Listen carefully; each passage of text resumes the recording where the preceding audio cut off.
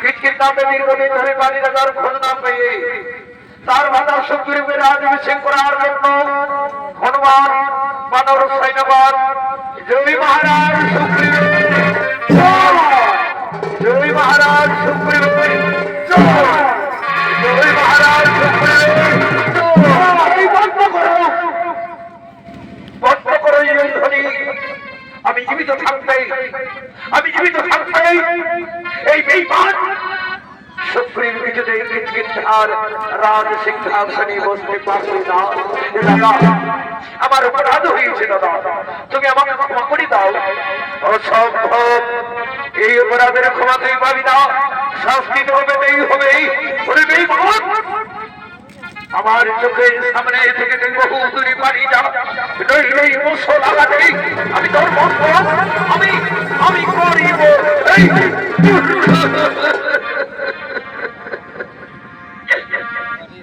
ক্ষমা কর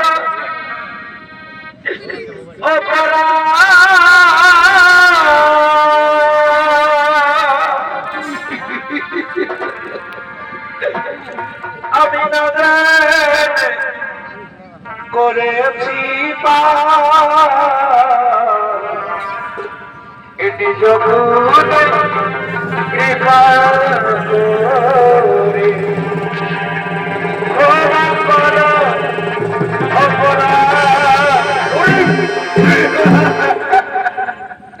আমার চোখের সামনে থেকে তুই বহু দূরে পালিয়ে যা, নইলে মুসল খাতে সারা পৃথিবী অন্ধকার দেখতে পাবি। উঠে যাবে সুগ্রীবের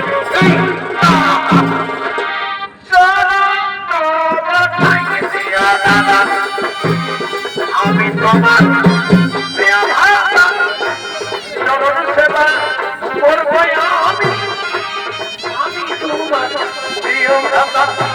ওই বেঈমান সুগ্রীব, তুই যদি আমার প্রাণের ভাই হতিস তাহলে আমাকে মৃত্যুর মুখে ঠেলে দিয়ে তুই পালিয়ে আসতে পারতিস না।